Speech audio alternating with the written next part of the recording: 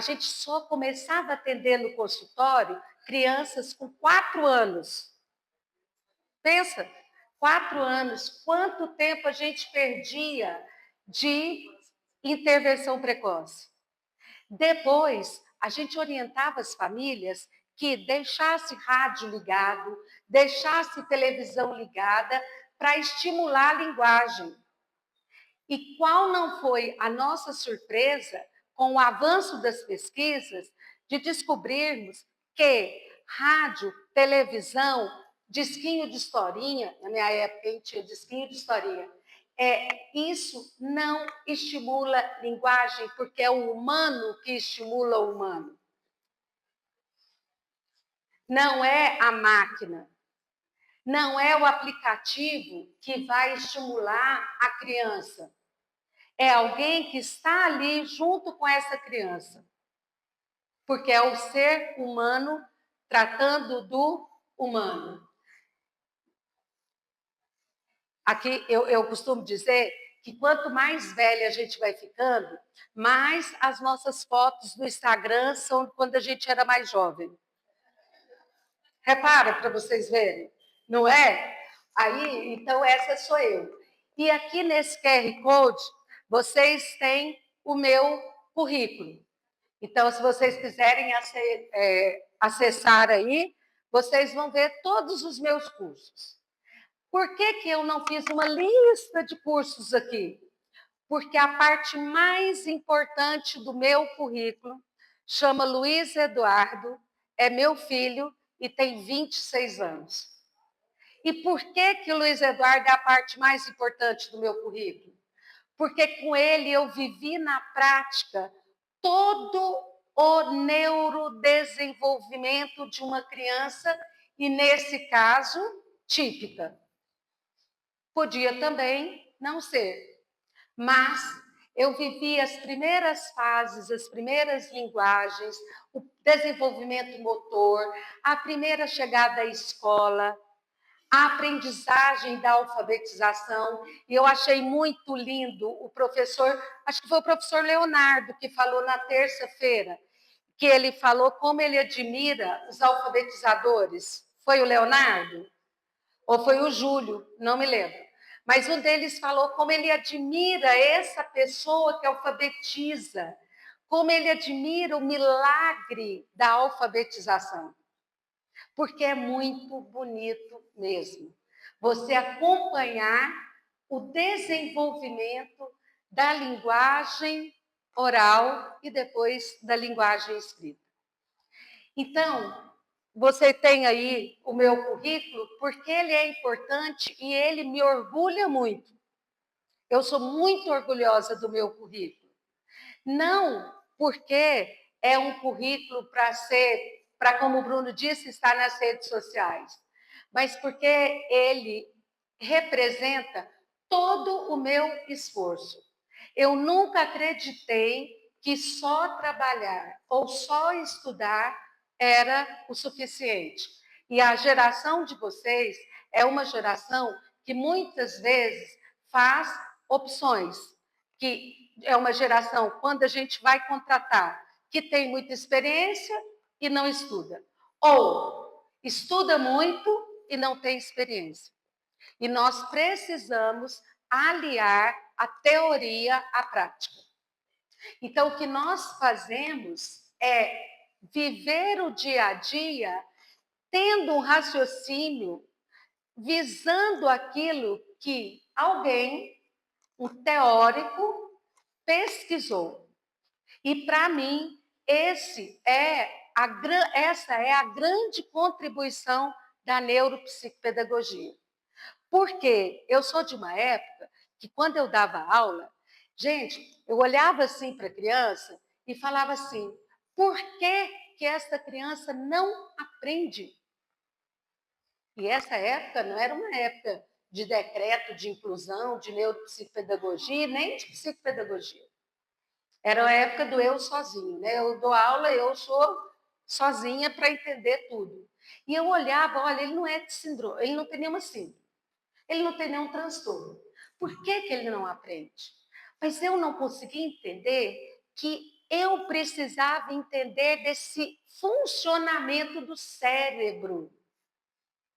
Eu precisava entender que, de alguma forma, alguma função do cérebro não estava conseguindo captar ou aprender. Ela não estava desenvolvida. Então, essa é a grande contribuição. É você trazer esse entendimento. Por que não consegue? E aí, queridos colegas, levante a mão quem a primeira formação é pedagogia. É a grande maioria. Aí, queridos colegas, eu tenho que dizer para vocês que lá na graduação não tem essa disciplina.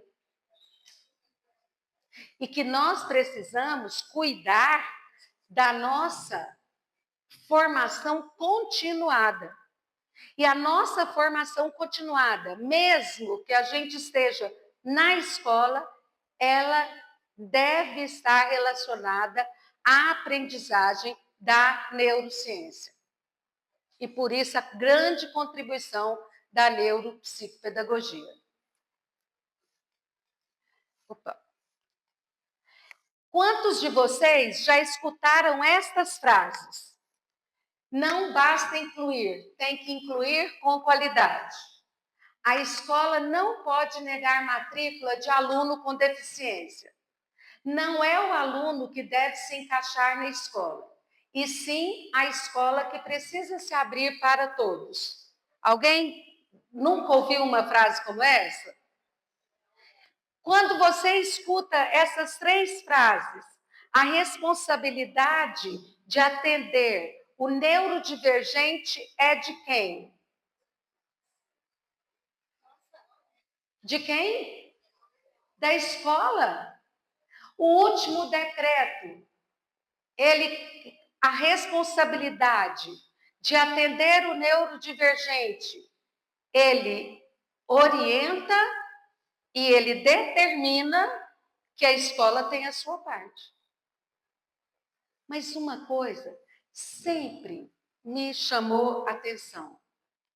E aí, é essa pergunta que a gente se faz o tempo todo. A escola está preparada para atender crianças neurodivergentes? Uai, mas se você ler toda a, a orientação do MEC, lá está tão claro o que a gente tem que fazer.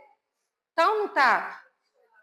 É só, gente, é só montar uma sala, chamar de AEE e começar a atender os meninos lá no AEE.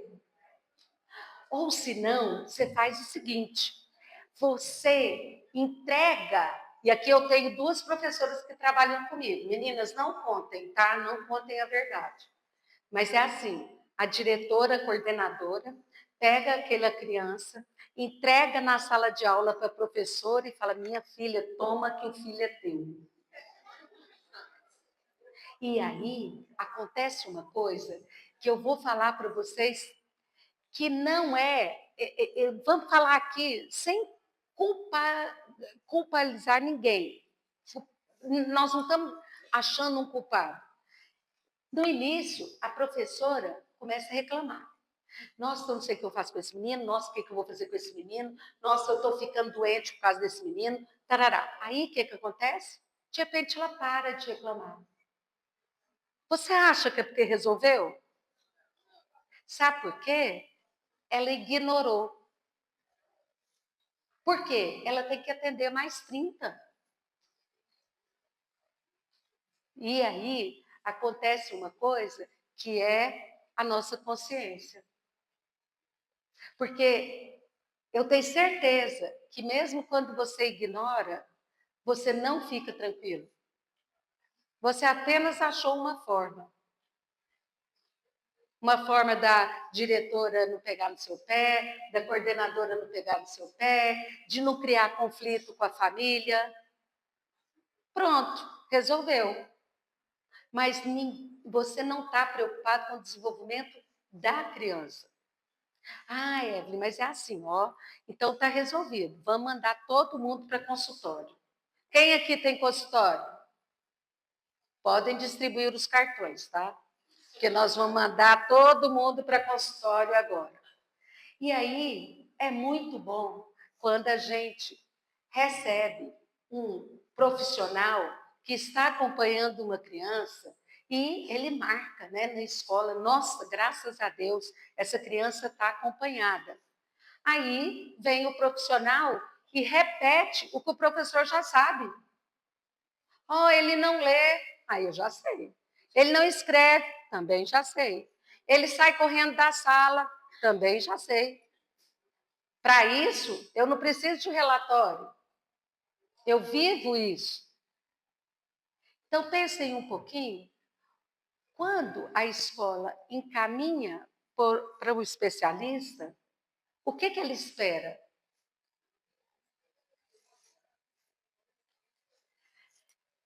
Eu pus alguns desafios e a gente poderia elencar mais quantos fossem.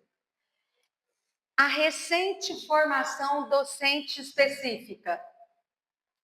Por quê? Porque quando a gente está lá na especialização, nós estamos falando de um grupo de atendimento.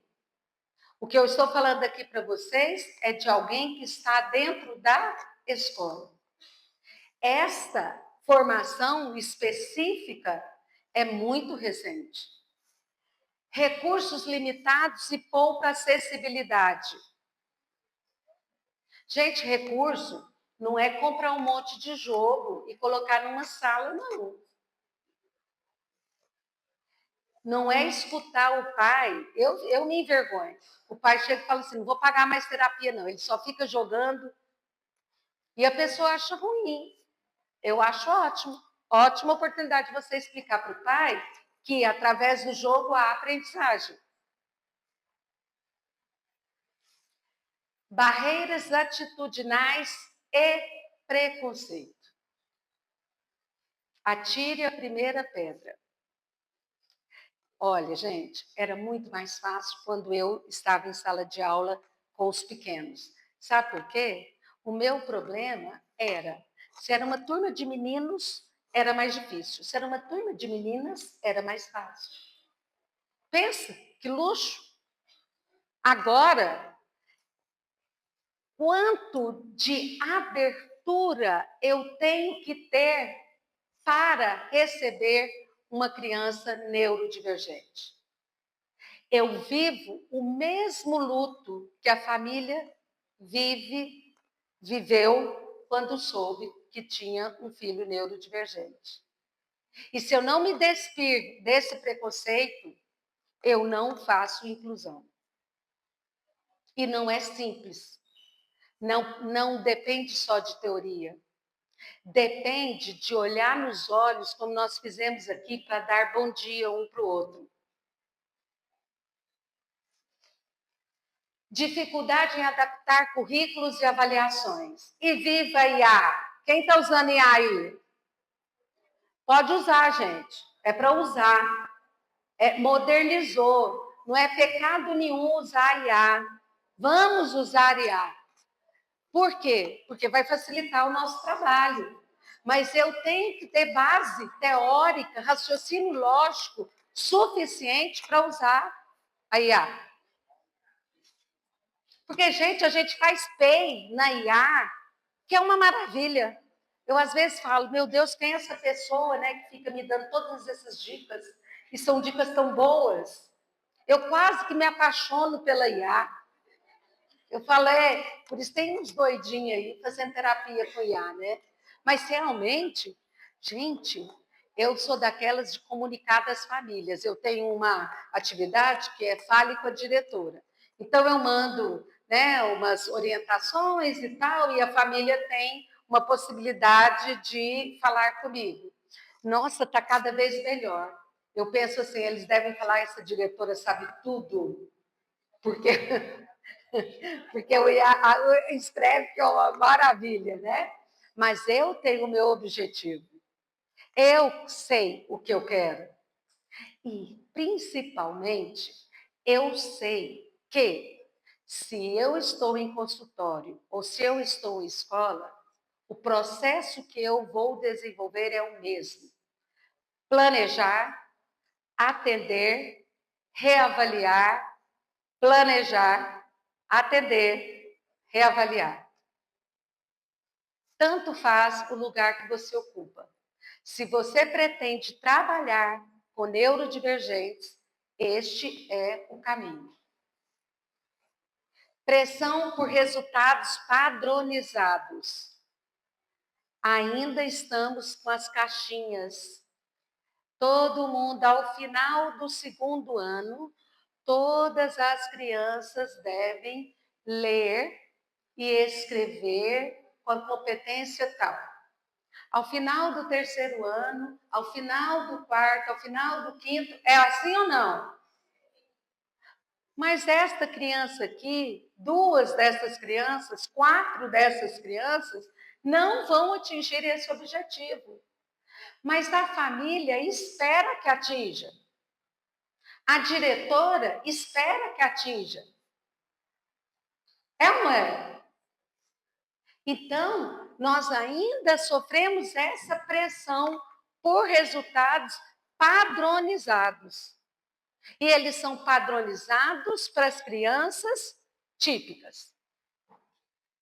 Então, veja que o nosso desafio é, além de nos despirmos dos nossos preconceitos, é nós conseguirmos trabalhar sem esta pressão pelos resultados padronizados. Eu sempre disse que o melhor filho, o melhor ser humano que você pode educar é o ser humano da média. Nossa, Evelyn, que pobreza. Você não quer um super? Não, é a média. Média é bom demais, gente. Média não está aquém e não está além. Tudo que está padronizado para quem? Para a média. Então, tudo que é aquém e além vai demandar esforço da nossa parte. Para compreensão, para aceitação e principalmente para aquilo que nós estamos perdendo uma manhã linda de sol, porque nós vamos ser responsáveis para ajudar essas pessoas. Nós só estamos aqui por isso. Ou alguém tem outro objetivo? Acho que não, né?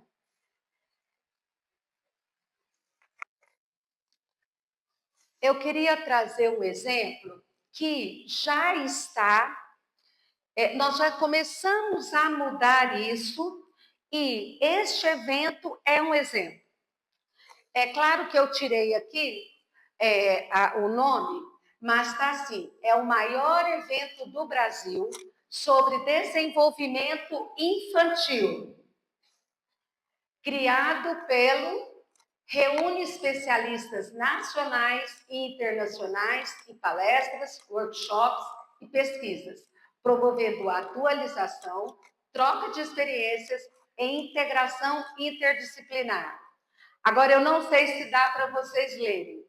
Doutor em psicologia, jornalista e deputado federal, psicóloga. É claro que eu peguei uma imagem aleatória. Tem algum professor aqui? E eles vão falar sobre o quê? Desenvolvimento infantil. Eles vão falar sobre os decretos. Eles vão falar sobre o que a escola tem que fazer para receber o neurodivergente. Mas não tem ninguém da escola aqui. Quem dá voz ao professor? Ninguém. Nós, infelizmente, ainda somos quem sustenta estes congressos. Nós servimos apenas para pagar, para ouvir, para escutar, mas nós não somos chamados para contribuir. E aí, eu vou dar um exemplo, citar uma pessoa, mas com muita delicadeza. Professora Jaqueline está hoje, vocês a conhecem, a grande maioria, está hoje em Brasília, numa audiência, representando a Pestalozzi.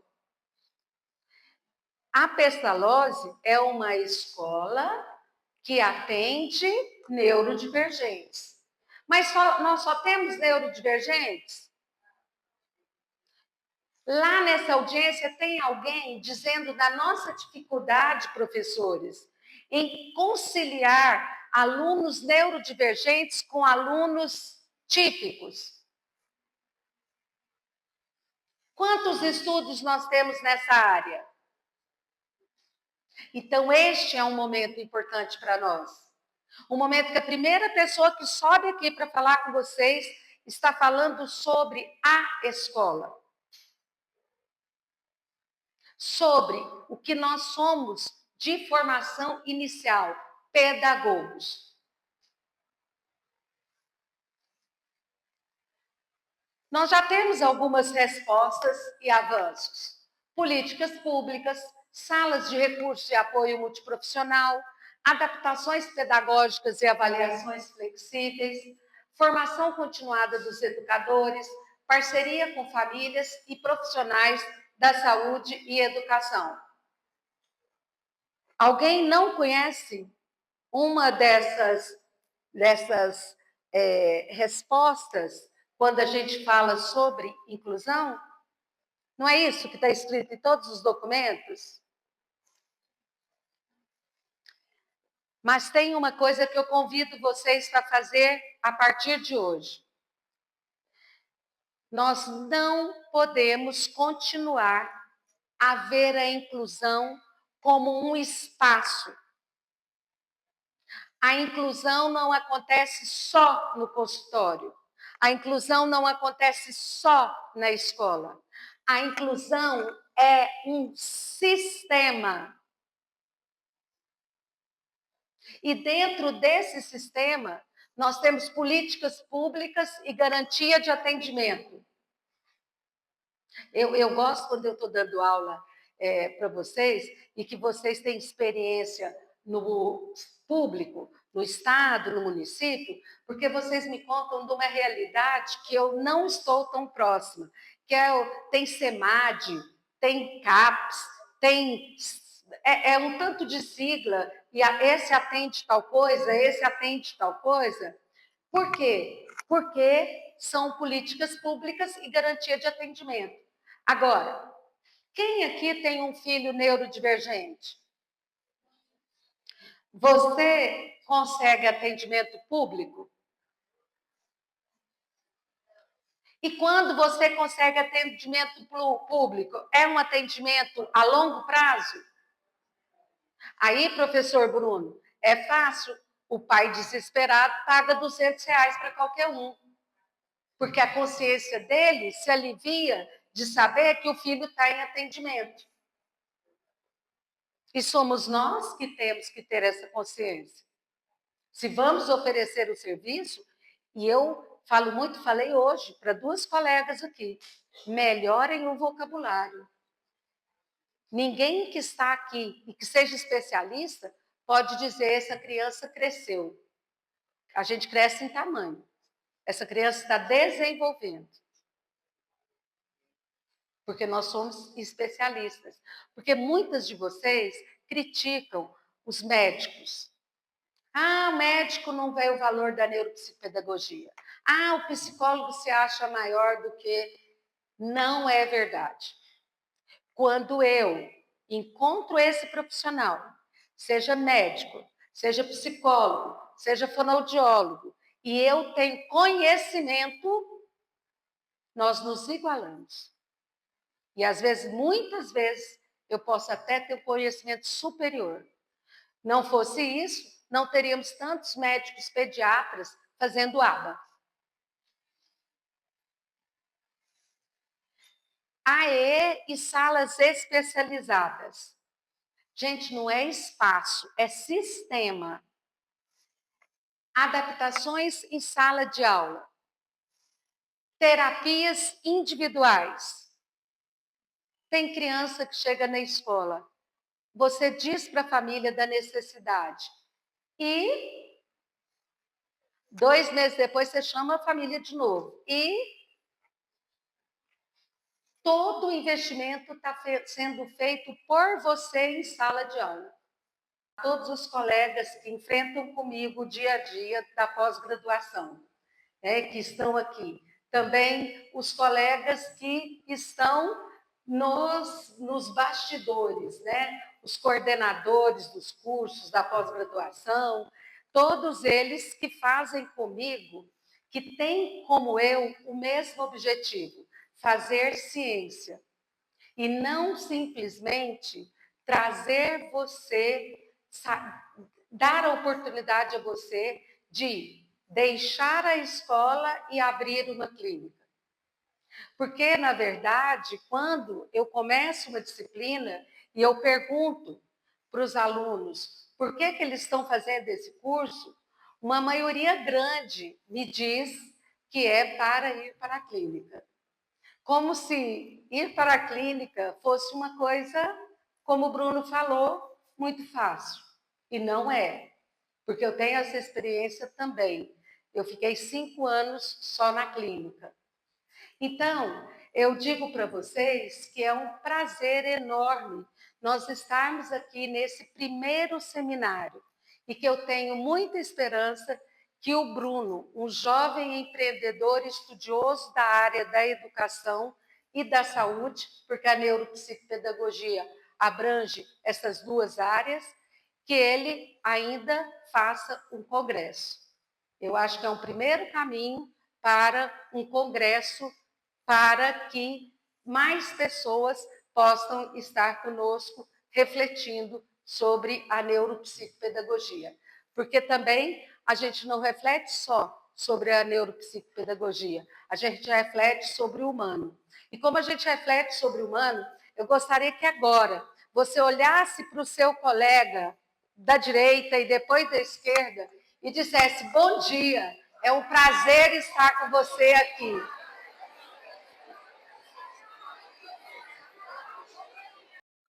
Curso para. Então, é assim: tem gente ganhando muito dinheiro.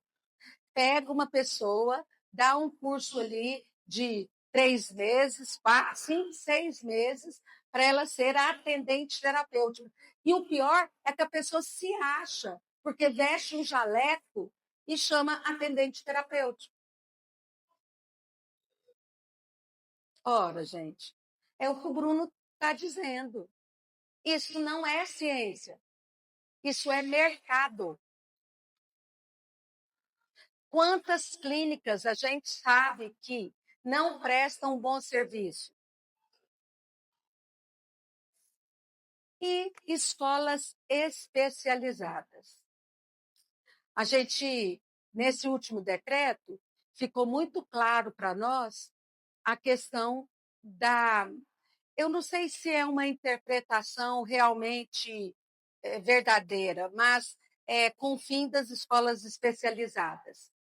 Sabe o que eu tinha vontade de fazer? Vocês vão me chamar de louca. Eu tinha vontade de ir lá na PAI, pegar todos aqueles meninos que estão lá na PAI, na Pestalozzi, e trazer aqui para o Salesiano e matricular eles todos aqui. Eu queria ver quem ia dar conta. É ou não é? É simples assim. Agora, se eu sou diretora, não conta para ninguém, tá? Eu sou diretora de uma escola confessional católica. Quando eu estou dizendo isso, credo que essa diretora não vê o ser humano, todos devem ser incluídos, todos precisam ser incluídos. É por isso que não precisa ter a PAI. Gente, que brincadeira é essa? A gente atende a necessidade do indivíduo. E não a gente brinca de colocar todo mundo num lugar para fazer atendimento. E quem é que está fazendo essas políticas? Quem é que está determinando essa política? Porque ela vai nos atingir. Então, vejam bem, a dificuldade da escola Eu preciso matricular, eu vou aceitar essa criança e caberá a mim desenvolver um plano educacional especializado para atendê-la, mesmo que eu não tenha formação para tal. Ah, Evelyn, mas a formação que você precisa para fazer um PEI é pedagógica. Não é, não. Primeira coisa, você precisa saber de desenvolvimento infantil.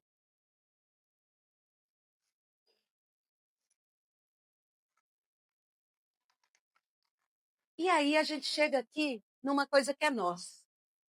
Qual que é o papel do neuropsicopedagogo na escola?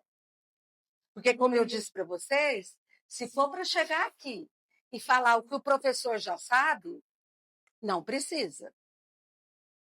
Então, a primeira coisa é ser um mediador entre esta criança, esta família e a escola.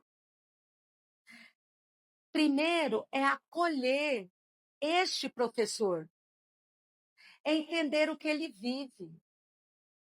E aí, sem preconceito. Porque a gente não inclui só a criança. A gente inclui a família, a gente inclui a escola. Quando eu digo escola, eu não quero resumir só no professor, porque tem um coordenador e assim por diante.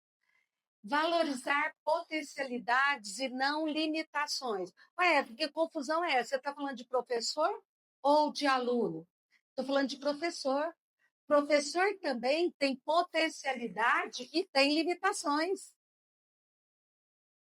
Não é porque ele é professor que ele sabe tudo. Promover vínculos e segurança emocional.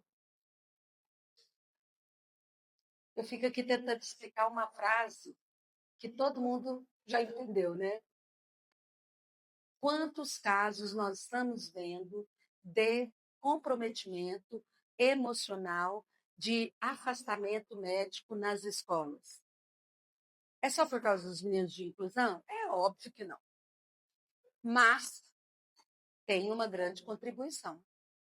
Porque quando eu faço uma coisa que eu não sei fazer, eu gasto muito mais energia. Mas quando eu sei o que eu devo fazer, já fica mais fácil. Ensinar com empatia e propósito. Se você está aqui me escutando hoje, você, além de ser um profissional, você também tem um propósito. As pessoas, às vezes, não entendem por que eu não vou contar, não vou e não vou quantos anos eu tenho. Mas pelas rugas, né? Vocês sabem mais ou menos. Por que eu ainda estou aqui? Porque eu tenho um propósito.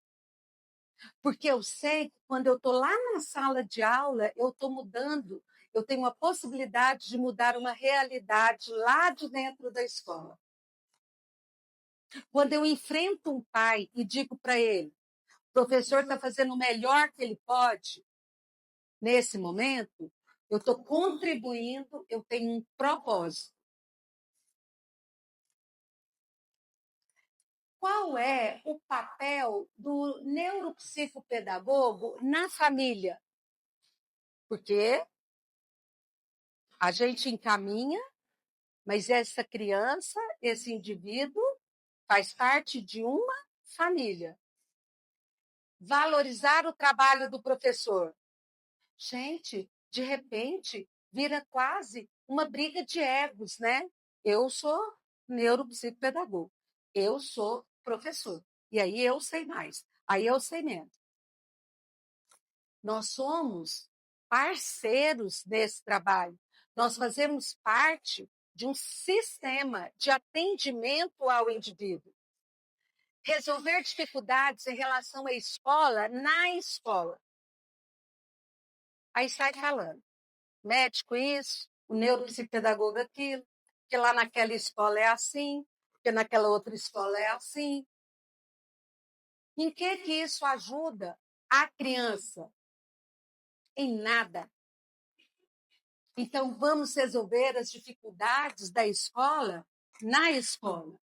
Considerar expectativas reais. É engraçado porque eu estava conversando quando eu cheguei aqui, e é uma pergunta que eu recebo sempre, enquanto fonoaudiólogo, enquanto estudiosa da educação. Essa criança vai falar?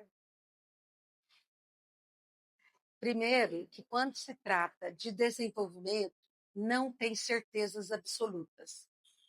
Eu não posso dizer não vai e não posso dizer vai. Cada vez que uma criança está mais, já está em já está mais velha, é mais difícil dela adquirir fala. Ela pode ter linguagem, mas é mais difícil. E o que a família quer, gente? Qual é a expectativa da família? A fala. Qual é a expectativa da família na escola? Leitura e escrita. E orientar toda a equipe pedagógica. E quando eu digo orientar, é porque eu acredito que você, que está num curso de especialização, você que é mestre, você que é doutor, você tem que contribuir com a escola na orientação da equipe pedagógica. Por quê? Porque quando você orienta essa equipe, você sabe que você vai ter um resultado diferente com essa criança. E aí, eu pergunto para vocês, e agora? Falei aqui, né? E agora?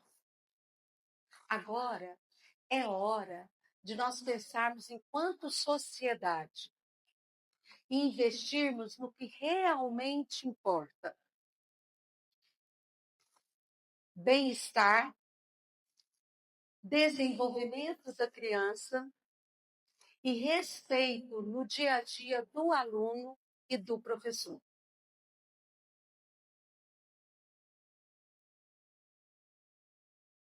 A gente faz esse silêncio porque a gente concorda, né? É preciso pensar no aluno, é preciso pensar no professor, e eu conto com vocês para isso. Muito obrigada e até a próxima.